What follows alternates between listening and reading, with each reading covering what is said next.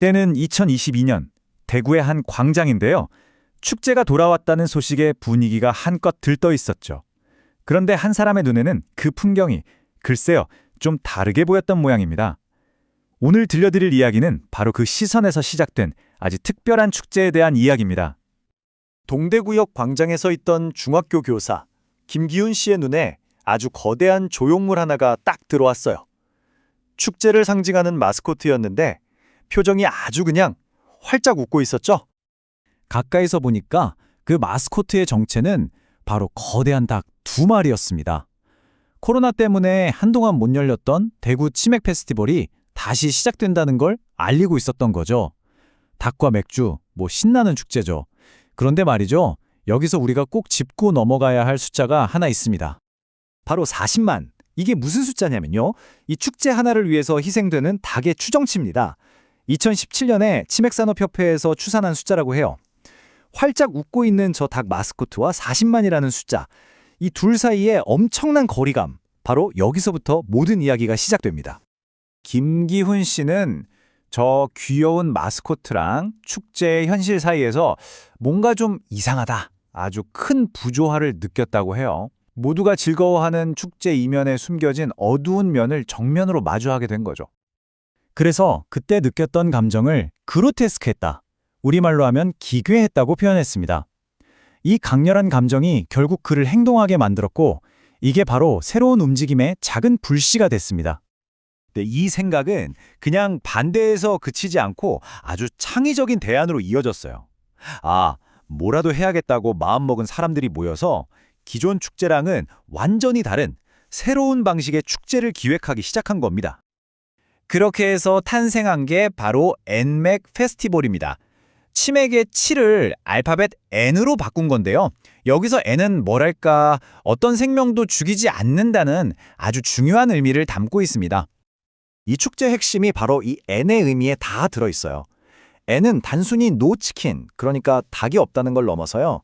N은 뭐든지 될 수 있다. 이런 포용적인 철학을 담고 있는 거죠. 어떤 존재의 희생도 없이 모두가 즐거울 수 있는 축제를 꿈꾼다는 뜻입니다. 자, 그러면 이 아이디어가 어떻게 구체적인 행동으로까지 이어졌을까요?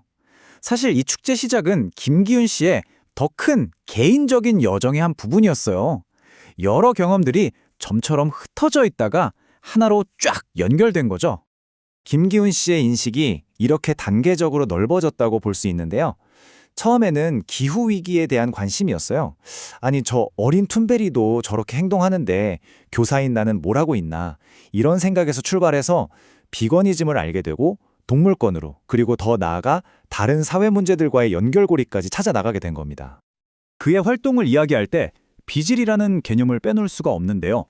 비질은 동물들이 고통받는 현장을 직접 찾아가서 그 증인이 되는 활동이에요. 그 현실을 기록하고 기억하고 또 사람들에게 알리는 거죠. 외면하지 않고 똑바로 바라보는 행위라고 할 수 있습니다. 이건 지난 한 해 동안 그와 동료 활동가들이 비질을 통해 마주했던 현실의 일부입니다. 묶여있던 소부터 동물원 울타리 속 얼룩말의 눈까지, 이런 경험들이 쌓이면서 죽이지 않는 축제가 정말 필요하다는 생각을 더욱 절실하게 만들었겠죠. 그런데 이 운동은 단 한 사람만의 이야기는 아니에요. 저마다 다른 계기로 이 길에 들어선 사람들이 만나면서 훨씬 더 큰 물결을 만들어냈습니다. 활동가 박혜정 씨 같은 경우엔 시작이 건강 문제였어요.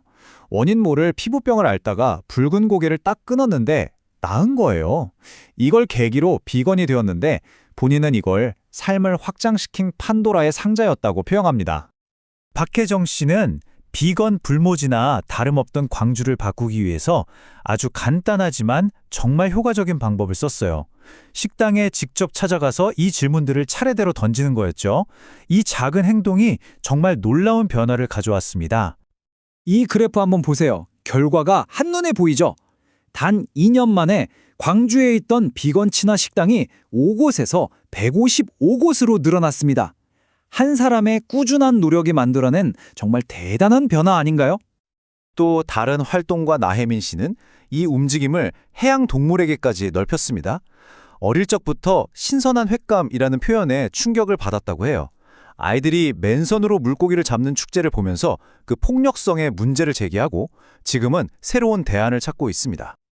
자, 그럼 이 새로운 축제들은 대체 어떤 모습일까요? 이 축제들은 단순히 뭔가를 반대하는 데서 그치지 않고 포용과 희망이라는 새로운 가치를 보여주고 있습니다. 엔맥 페스티벌의 N은 시간이 흐르면서 그 의미가 점점 더 넓어졌어요. 닭들의 고통에서 시작된 축제가 이제는 팔레스타인의 평화, 여성 노동자, 난민처럼 다양한 사회적 약자들의 목소리를 함께 담아내는 연대의 장이 된 거죠. 이런 움직임이 엔맥 페스티벌 하나로 끝난 게 아닙니다. 강원도 인제에서는 구조된 소들을 위한 보호구역, 생크추얼이라고 하죠. 이 조성을 축하하는 뉴문 페스티벌이 열리기도 했습니다. 이건 역시 죽이지 않는 축제의 아주 좋은 예시라고 할 수 있겠네요. 이 뉴먼 페스티벌에 몇 명이나 왔는지 아세요? 무려 600여 명의 사람들이 참여했다고 합니다. 이런 대안적인 축제에 대한 사람들의 관심과 지지가 점점 커지고 있다는 걸 보여주는 숫자죠. 여기서 김기훈 씨가 한 이 말이 저는 참 인상 깊더라고요. 단기적인 성공에 집착하기보다는 지치지 않고 오랫동안 이 운동을 계속 이어가는 것, 지속 가능성에 대한 깊은 고민이 담겨 있는 말이죠. 결국 한 활동가의 말처럼 어쩌면 가장 큰 장벽은 우리의 상상력일지도 모르겠습니다. 죽이지 않고도 얼마든지 즐겁고 의미 있는 축제를 만들 수 있다는 믿음, 그리고 상상력, 그게 바로 가장 중요한 열쇠라는 거죠. 그래서 오늘 이 이야기는 우리 모두에게 이런 질문을 던지는 것 같습니다. 우리가 무언가를 기념하고 축하할 때 그 방식은 과연 괜찮은 걸까요?